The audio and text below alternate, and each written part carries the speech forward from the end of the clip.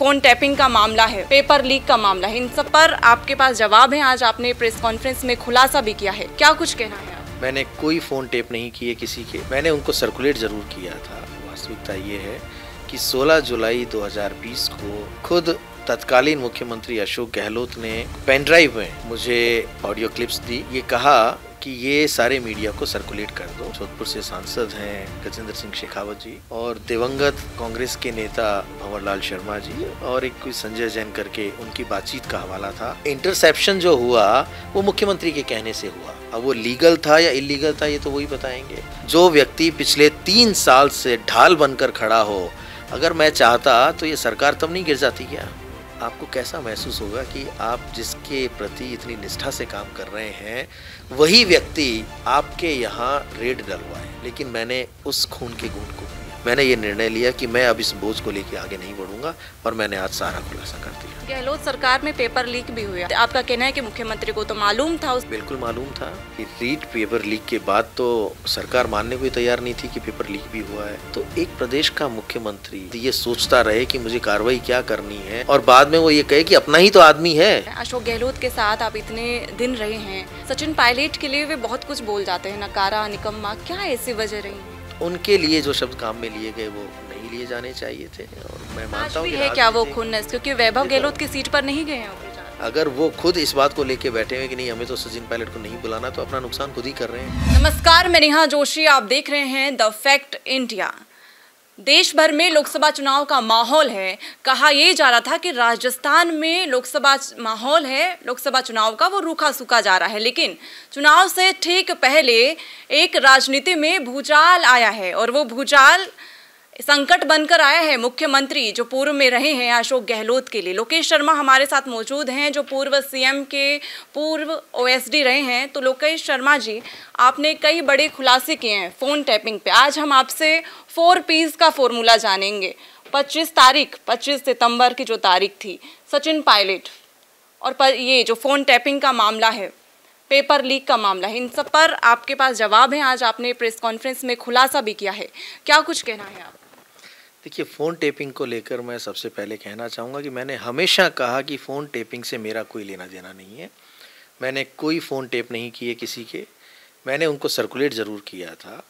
लेकिन अभी तक मैं किसी निर्देश के तहत ये कहता था कि सोशल मीडिया के माध्यम से मुझे मिले हैं और मैंने उनको सर्कुलेट किया है, लेकिन वास्तविकता ये नहीं है। वास्तविकता ये है कि 16 जुलाई 2020 को मुख्यमंत्री निवास पर बुलाकर मुझे खुद तत्कालीन मुख्यमंत्री अशोक गहलोत ने एक पेन ड्राइव में मुझे ऑडियो क्लिप्स दी और ये कहा कि ये सारे मीडिया को सर्कुलेट कर दो और उस पेन ड्राइव के साथ एक प्रिंटेड टाइप्ड एक पेपर दिया जिसमें तत्कालीन जो हमारे केंद्रीय मंत्री हैं, जोधपुर से सांसद हैं गजेंद्र सिंह शेखावत जी और दिवंगत कांग्रेस के नेता भंवरलाल शर्मा जी और एक कोई संजय जैन करके उनकी बातचीत का हवाला था कि इसको भी आप मीडिया को सर्कुलेट करो।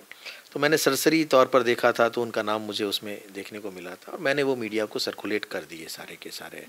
तो अब जो ये कहा जा रहा था कि मुझे वो सोशल मीडिया के माध्यम से मिले हैं, तो वो सत्यता नहीं थी।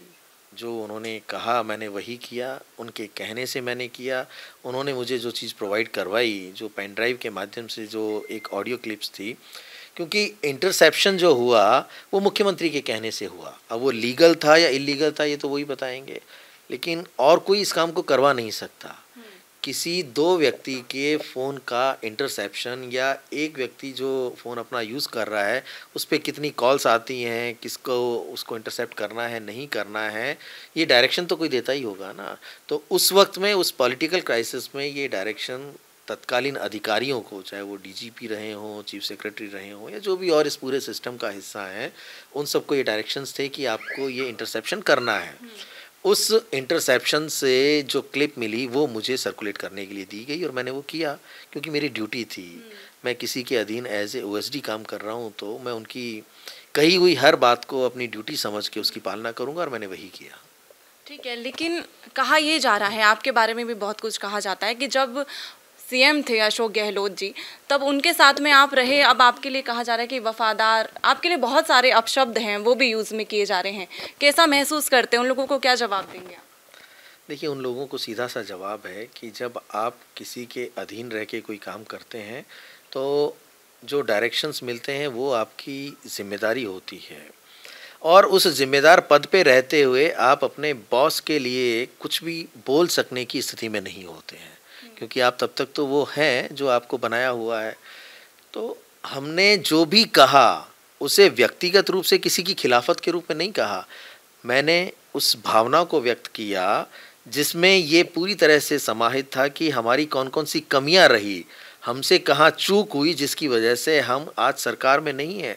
लोग तो बड़े ताने देते हैं, सोशल मीडिया पे मैं दिन भर देखता रहता हूँ कि हमारे मुख्यमंत्री जी की जो कास्ट है उसी कास्ट विशेष के लोग तरह तरह के अपशब्दों का प्रयोग करते हैं। हालांकि उनकी बचकानी बातें हैं, उन्हें सत्य का पता नहीं है किसी भी रूप में। जो व्यक्ति पिछले 3 साल से ढाल बनकर खड़ा हो, अगर मैं चाहता तो ये सरकार तब नहीं गिर जाती क्या? अगर ये खुलासा मैं 1-2 महीने बाद कर देता तो एक बार पहले भी एक सरकार को इसलिए हाथ धोना पड़ा कि वो इलीगल इंटरसेप्शन में शामिल थी। तो अगर ये खुलासा उस वक्त हो जाता तो ये सरकार तो तब भी चली जाती। लेकिन मैंने अपनी जिम्मेदारी का निर्वहन करते हुए सरकार को बचाए रखने में अपनी भूमिका का निर्वहन किया और निर्देशों की पालना की। तो बजाय इसके कि मैंने उस सरकार को अपना कार्यकाल पूरा होने में अपने सहयोग की भूमिका निभाई और आज तक उनके कहने को मानता रहा, इस बात को तो कोई समझ नहीं पाया। देखो, बहुत से लोग ये कहते हैं कि आपको ओएसडी बना दिया, तो आज उन सबको ये कहना चाहता हूँ, मेरे ऊपर कोई एहसान नहीं किया पूर्व मुख्यमंत्री अशोक गहलोत ने। जब वो 13 में सत्ता से बाहर हो गए थे तो 13 से 18 उनके पास आने वाले 4 आदमी नहीं होते थे। उन 4 में से एक मुख्य व्यक्ति जिसने उनको वापस मीडिया में, सोशल मीडिया में, डिजिटल मीडिया में, आज जितने प्लेटफॉर्म्स को उनकी एक वो डिज़ाइन बॉक्स नाम की कंपनी उपयोग में ले रही है, वो सारे मेरे बनाए हुए हैं। उन पे 40-40 लाख फॉलोवर्स और उनकी जो रीच है वो सारी हमने अपने उससे तैयार की हुई है, उनका उसमें कोई योगदान नहीं है। तो जिन सब चीज़ों को आज वो उपयोग में ले रहे हैं वो सब किसने तैयार किया, किसने वो सारा प्लेटफॉर्म बना के दिया? तो हम तो वो थे जिन्होंने उनको वापस इस्टेब्लिश करने के लिए अपनी भूमिका निभाई। क्योंकि मुझे याद है 2014 में जब सचिन पायलट जी ने पीसीसी प्रेसिडेंट के रूप में ओथ ली थी, उस दिन अगले ही सुबह समाचार पत्रों में बड़ी बड़ी हेडलाइन छपी कि end of Ashok Gehlot era, यानी अशोक गहलोत के युग का अंत। उसके बाद तो सबको परेशान होना लाजमी था, खुद मुख्यमंत्री बड़े परेशान रहते थे भी अब क्या करेंगे, और उन्हें कोई जिम्मेदारी नहीं दी थी किसी भी रूप में। लेकिन हमने जिस तरीके से उनका साथ दिया, उनके लिए पूरे प्रदेश में घूम घूम के टीम इकट्ठी की, तैयार की और उनको ये भरोसा दिलाया कि आप चिंता मत करो, आप आगे बढ़ो, हम और हमारी पूरी टीम आपके साथ लग के जी जान से काम करेगी। और उसी का परिणाम था कि 2018 में वो वापस मुख्यमंत्री बने। उस पूरी टीम ने बहुत मेहनत से काम किया। लेकिन अब कुछ लोग हैं जो जातिवादिता में फंसे हुए हैं, या उन्हें लगता है कि लोकेश को ओएसडी बनाया, क्योंकि बहुत से लोगों को हकीकत नहीं पता ना कि हम सबके सम्मिलित प्रयास से वो मुख्यमंत्री बने थे। और उसके बाद मुझे तो उन्होंने ओएसडी बना के, ठीक है, हालांकि मैं एक पॉलिटिकल व्यक्ति था, मेरे जो लायक वो प्रोफाइल भी नहीं था, फिर भी मैंने उसको एक्सेप्ट किया। मुझे तो कोई पॉलिटिकल एक अपॉर्चुनिटी चाहिए थी, वो दी नहीं उन्होंने। मैंने जो भी उन्होंने मुझे दिया उसको सहर्ष स्वीकार किया और अपने काम को निरंतर करता रहा।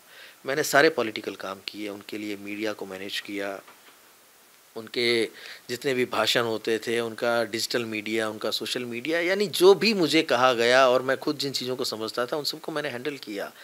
तो आज मैं उन सब लोगों को ये कहना चाहता हूँ कि जो भी मेरे ऊपर तरह तरह के आरोप लगाते हैं कि बहुत मलाई खाई है आपने, कोई एक व्यक्ति खड़ा होकर प्रदेश का ये कह दे कि मैंने इस प्रदेश में ये फैक्ट्री डाल ली, ये अपना बिजनेस खड़ा कर लिया, इतने मैंने कॉलेज खोल दिए, इतने मैंने हॉस्पिटल बना दिए, या मैंने कोई ऐसा काम किया, मैंने कोई बड़े फार्म हाउस ले लिए। कहते हैं ना कि जब आदमी सत्ता में होता है तो कहीं ना कहीं किसी तरीके की ऐसी प्रॉपर्टीज़ बना लेता है, या अपने जीविकोपार्जन का लाइफ लॉन्ग के लिए वो कोई संसाधन जुटा लेता है।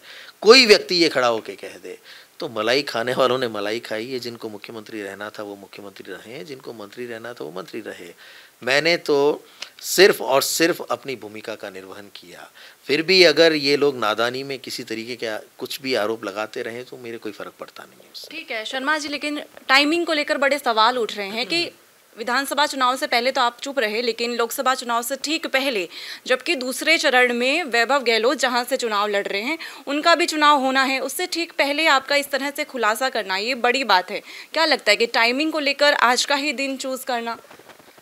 देखो, मैं बहुत विचलित हो गया था पिछले कई महीनों से, क्योंकि जैसा कि मैंने प्रेस कॉन्फ्रेंस में भी कहा कि मैं मजबूर हो गया आज ये खुलासा करने के लिए कि ये जिस बोझ को लेके मैं चल रहा हूँ वो काम तो मैंने किया ही नहीं, मैं सिर्फ कहने पे ही तो चल रहा हूँ। और जिसने मुझे कहा अब उसने ही इन सब चीज़ों से किनारा कर लिया।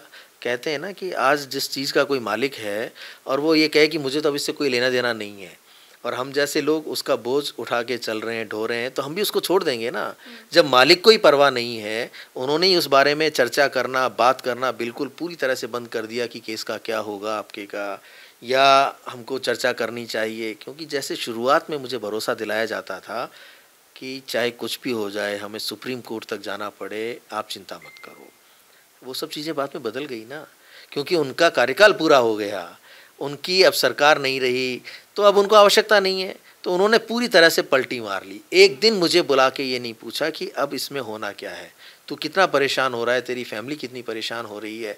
तो जब वो अपना ये काम कर सकते हैं, मैंने एक उदाहरण दिया कि मैं इस महाभारत के युद्ध में उतरा ज़रूर अभिमन्यु बन के, उस चक्रव्यूह में फंसा ज़रूर, लेकिन उस चक्रव्यूह को तोड़ने की शिक्षा मैंने पहले हासिल कर ली थी, इसलिए मैं आज जिंदा बच पाया हूँ। अन्यथा क्या भरोसा आगे आने वाले समय में क्या होता क्या नहीं होता। मैं अगर इन सब चीज़ों को अपने साथ नहीं रखता या कोई सबूत अपने पास नहीं रखता तो मुझे तो किसी भी रूप में कुछ भी, मेरा कह सकते हैं ना कि कभी कोई जेल डाल दिया जाता, कुछ और कर दिया जाता। ठीक है शर्मा जी, एसओजी के भी यहाँ पर आप कह रहे थे, पूर्व हमारे जो साथी हैं उनके इंटरव्यू में आपने कहा कि एसओजी के यहाँ पे रेड मारी गई, तब आपने ये तथ्य कहाँ छुपाए थे? और अगर पावर होता अशोक गहलोत के पास, आज भी वे मुख्यमंत्री होते, तो क्या आज भी ये तथ्य आप छुपा कर ही रखते? जिस तरीके का भरोसा उन्होंने मुझे दिया था मेरे साथ खड़े रहने का, अगर वो मेरे साथ खड़े होते तो शायद मैं इन सभी चीज़ों को उनके निर्देश मान के उसी तरीके से करता रहता। लेकिन जब वो मेरे साथ ही नहीं है, मुझे पूरी तरह से अकेला छोड़ दिया। कहते हैं ना कि एक व्यक्ति को जब आप मरने के लिए छोड़ दोगे तो वो अपने हाथ पैर तो मारेगा ही, वो अपने आप को ज़िंदा रखने की कोशिश करेगा ही। वही मैं कर रहा हूँ। मुझे इस चीज़ से कोई गुरेज नहीं है कि आज मैंने सच बोला। इसके पीछे मैंने बहुत प्रताड़ना झेली है, बहुत मानसिक अवसाद में मैं रहा हूँ, तब जाके मैं आज मजबूर हुआ हूँ कि मुझे ये खुलासा करना पड़ा। देखिए, जो व्यक्ति ये चाहे कि मैं उस ऑडियो को रिलीज़ करने के बाद उन तथ्यों को भी नष्ट करूं, उन्होंने मेरे से मेरा वो फ़ोन डिवाइस डिस्ट्रॉय करवाया। मुझसे ये कहा कि आपने उसे तोड़ दिया ना, डिस्ट्रॉय कर दिया ना, 200% कर दिया ना। तो मैंने बोला हाँ कर दिया। मुझसे मेरे लैपटॉप की बात की गई, क्योंकि मैंने ये कहा था कि जिस पेन ड्राइव में उन्होंने मुझे ये क्लिपिंग्स प्रोवाइड की वो डायरेक्ट तो सर्कुलेट की नहीं जा सकती थी।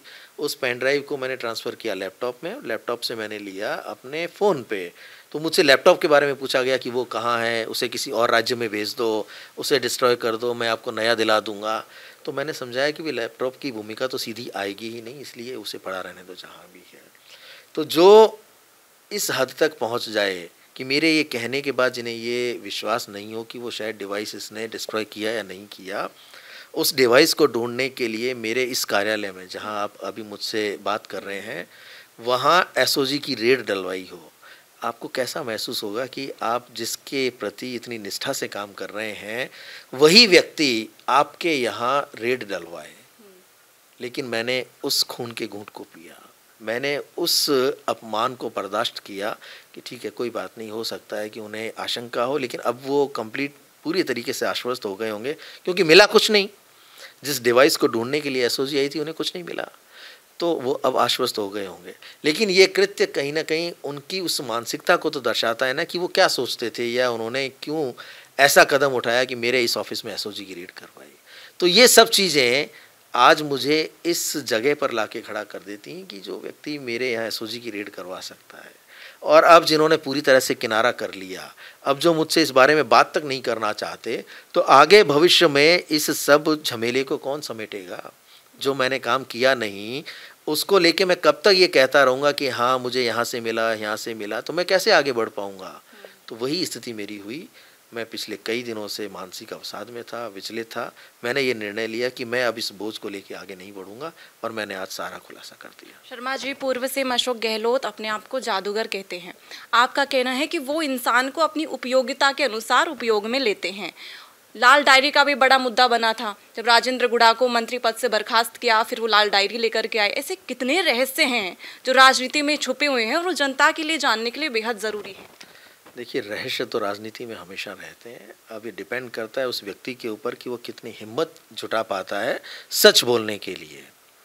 जब मैंने 3 दिसंबर को अपनी भावना सोशल मीडिया पे व्यक्त की तो बहुत सारे मंत्री, पूर्व मंत्री, विधायक, इन सभी लोगों के मेरे पास फ़ोन आए कि ये पहला कोई व्यक्ति है जिसने अशोक गहलोत को लेकर सीधे तौर पर ये कहा है, इस तरीके के सच को उजागर करने का प्रयास किया है कि क्या क्या कारण रहे जिसकी वजह से हम सरकार नहीं बना पाए, वापस नहीं आ पाए।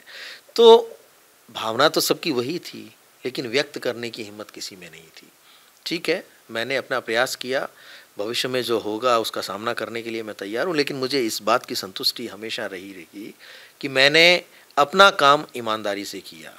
मैं उस बोझ के तले नहीं दबा रह सकता कि ये होता तो मैं ये कर लेता, ऐसा सोचता, मैं जनता को सच बता देता तो कुछ परिवर्तन हो जाता।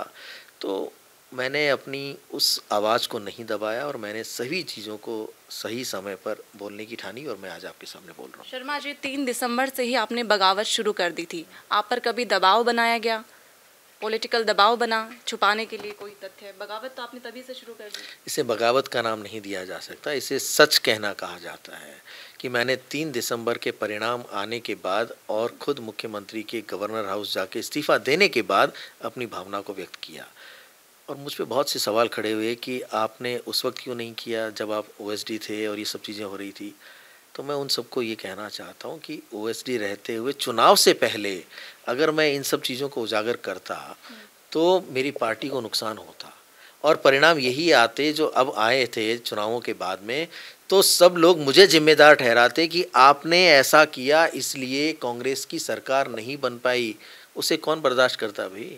तो कम से कम मैंने जो बात कही वो परिणाम आने के बाद कही, तो उससे कोई फ़र्क नहीं पड़ना था ना किसी के ऊपर भी। तो परिणामों को आने के बाद भी अगर मैं सच को जनता तक नहीं पहुंचाऊं तो फिर मैं अन्याय कर रहा हूं हमारे कांग्रेस वर्कर के साथ, हमारे उस निष्ठावान कार्यकर्ता के साथ जो हमेशा सपने देखता है कि हम सरकार बनाएंगे, और उन नेताओं के साथ, उन पदाधिकारियों के साथ जो हमेशा जी जान से लगे रहते हैं। कम से कम आज जनता को ये पता तो लगा कि कहाँ चूक हुई हमसे। मुख्यमंत्री की हठधर्मिता की वजह से हम अपनी सरकार को रिपीट नहीं करवा पाए। तो ये वजह थी और वो खुलासे करने का तो मैंने हमेशा से प्रयत्न किया कि आप उसे चाहे खुलासों का नाम दो, विद्रोह का नाम दो, बगावत का नाम दो, मैं सच बोलता रहूँगा और मैं वही काम कर रहा हूँ। गहलोत सरकार में पेपर लीक भी हुए, आप भी उसका एक भाग थे, अंग थे उस सरकार का। क्या लगता है, क्या वजह रही? क्या मुख्यमंत्री, आपका कहना है कि मुख्यमंत्री को तो मालूम था, उस वक्त के मुख्यमंत्री को? बिल्कुल मालूम था, क्योंकि जब रीट का पेपर लीक हुआ, वो जो प्रकरण था वो बहुत बड़ा इस पूरे राजस्थान ही नहीं पूरे देश में उसका मुद्दा उठा कि रीट पेपर लीक के बाद तो सरकार मानने को ही तैयार नहीं थी कि पेपर लीक भी हुआ है। लगभग 1 सप्ताह बाद या 1.5 सप्ताह बाद उन्होंने स्वीकार किया और लेवल 2 के पेपर को रद्द किया। लेकिन जो लोग जिम्मेदार थे उनके ऊपर कोई कार्रवाई करें, कैसी करें, किसको इसमें शामिल करना है, नहीं करना है, उसको लेकर कहीं कोई मंशा स्पष्ट नहीं थी। ये लोग आपस में चर्चा करते रहे, इतनी जद्दोजहद में थे कि जिसके ऊपर कार्रवाई करनी है उसके लिए किस शब्द का प्रयोग लिया जाए, क्या उनसे इस्तीफ़ा लिया जाए, उन्हें बर्खास्त किया जाए। तो एक प्रदेश का मुख्यमंत्री पेपर लीक जैसी घटना होने के बाद ये सोचता रहे कि मुझे कार्रवाई क्या करनी है, मुझे बर्खास्त करना है, इस्तीफ़ा लेना है, और बाद में वो ये कहे कि अपना ही तो आदमी है, सब कुछ यही तो है। तो अपना आदमी को बचाने के लिए आप कोई निर्णय नहीं लें और कोई किसी तरीके की कार्रवाई नहीं करें और उस पूरे मामले को दबा दें, तो इस प्रदेश के लाखों युवाओं के साथ अन्याय आपने किया, उनको धोखे में रखा, यानी घटना होने के बाद भी आपने उनको न्याय नहीं दिया। तो ये संलिप्तता थी पूरी तरह से, ये मिलीभगत थी कि वो पेपर लीक भी हुए और उसके बाद के भी कई ऐसे कांड हुए जहाँ ये अपना होने की बात कही गई, या जिन लोगों को पता था कि ऐसी घटनाएं हो सकती हैं फिर भी कहीं उस पर एक्शन नहीं लिए गए। तो ये पेपर लीक का मुद्दा तो आज भी चल रहा है। वर्तमान सरकार इसे लेकर ठीक काम कर रही है, वो प्रयास कर रही है कि तह तक पहुंचा जाए, दोषियों पे कार्रवाई हो, और वो उसमें आगे भी बढ़े हैं। तो मैं तो उनसे यही आग्रह करना चाहूँगा आज की सरकार से भी कि इस रीच प्रकरण की तह में भी जाएं, और जो लोग दोषी हैं चाहे वो कोई भी हो, उनके ऊपर भी कठोर कार्रवाई की जाए। आप अपनी प्रोफाइल की आप बात कर रहे थे कि मैं तो ओएसटी की प्रोफाइल के लायक भी नहीं समझता था, फिर भी मैंने उसको संभाला, अपना जो डिसीजन है वो लिया।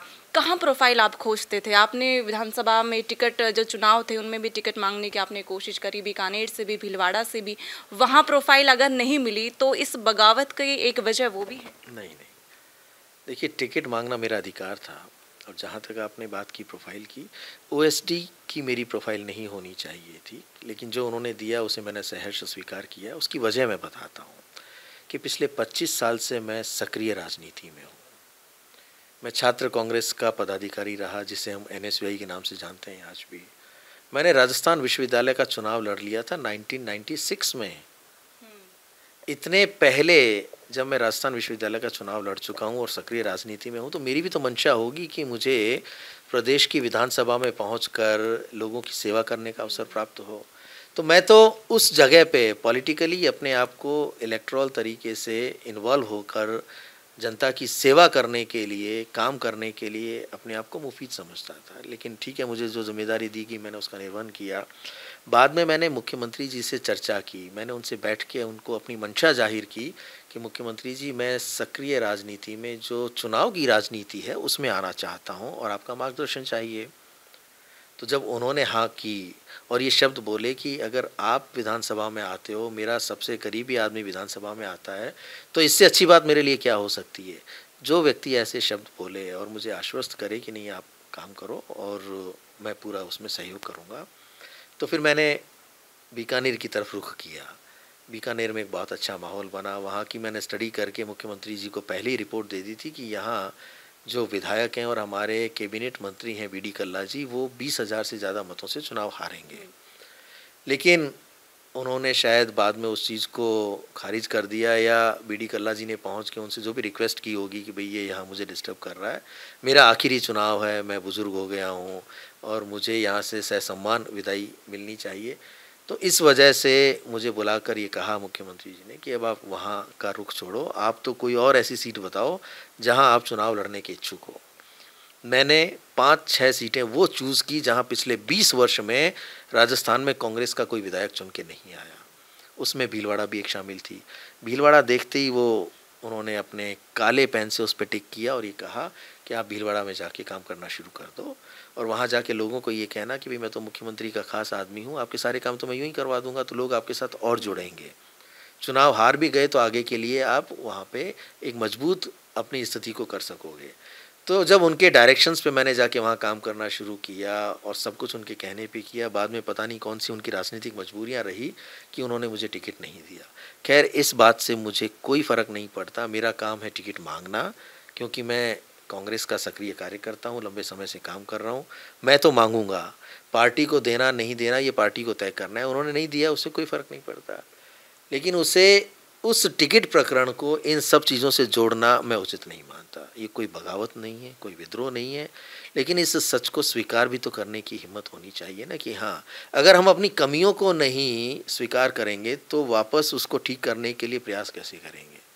और मैं अपनी उसी भूमिका को, यानी कहते हैं ना कि आलोचना अगर सकारात्मक हो तो उसको सहर्ष माननी चाहिए, और वो नहीं मानने का ही परिणाम है कि हम अपनी सरकार नहीं बना पाए। एक आखिरी सवाल है, अशोक गहलोत के साथ आप इतने दिन रहे हैं, उनके करीब ही रहे हैं।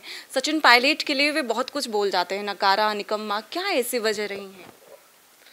देखिए, राजनीतिक प्रतिद्वंद्विता तो हमने भी देखी है, सुनी है, लेकिन इस स्तर पे पहुंचकर बात करना, हालांकि उन्होंने उस वक्त जो कहा था, शब्द तो मुफीद नहीं थे। शब्द कहते हैं ना कि इन शब्दों का उपयोग नहीं होना चाहिए था। आज वो हमारी पार्टी में है, कैसा उनको महसूस होता होगा कि एक मुख्यमंत्री ने उनके लिए किस किस तरह के शब्दों का प्रयोग किया, लेकिन वो भी उन सब चीज़ों को लेट गो कर दिया, उन्होंने जाने दिया। और पूरी तरह से, चाहे विधानसभा चुनाव रहे हों या लोकसभा चुनाव रहे हों, उसमें वो हर जगह जा रहे हैं, और सिर्फ राजस्थान ही नहीं, देश के अलग अलग जगह में जाके वो प्रचार प्रसार कर रहे हैं पार्टी का। तो उनके लिए जो शब्द काम में लिए गए वो नहीं लिए जाने चाहिए थे। और मैं मानता हूँ कि है क्या वो खुन्नस, क्योंकि वैभव गहलोत की सीट पर नहीं गए हैं वो प्रचार करने। उन्होंने तो आज मैंने उनका इंटरव्यू पढ़ा एक यहाँ के अखबार में, जिसमें ये कहा कि मैं तो जाना चाहता था, मैंने कहा भी था, लेकिन वहाँ से उन्होंने किसी ने क्लियरेंस ही नहीं दिया। प्रोग्राम से उन्हीं के लोग बनाते हैं ना। अगर वो खुद इस बात को लेके बैठे हुए कि नहीं हमें तो सचिन पायलट को नहीं बुलाना, तो अपना नुकसान खुद ही कर रहे हैं और किसी का नुकसान तो हो नहीं रहा। तो ये सारी चीज़ें रही। और वो कहते हैं ना कि आपस में जो भावनाएं होती हैं वो तो कहीं ना कहीं दिखाई देती हैं। तो वो टसल आज भी पूरी तरह से दिखाई देती है कि मुख्यमंत्री उनको फूटी आंख देखना नहीं चाहते, तत्कालीन मुख्यमंत्री, राज्य के पूर्व मुख्यमंत्री अशोक गहलोत। अब लोकेश शर्मा फिर से उभर गए हैं, पॉजिटिव बेहद नजर आ रहे हैं, फिर से राजनीतिक भविष्य आजमाएंगे? मैं तो पहले भी राजनीति में था, अभी भी हूँ और आगे भी मुझे तो राजनीति ही करनी है। और कांग्रेस पार्टी के लिए काम कर रहा था, कर रहा हूँ और करता रहूँगा। अगर कभी मुझे पार्टी किसी भी तरह से मौका देगी या कहीं कोई जिम्मेदारी देगी तो मैं उसका निर्वहन करूँगा।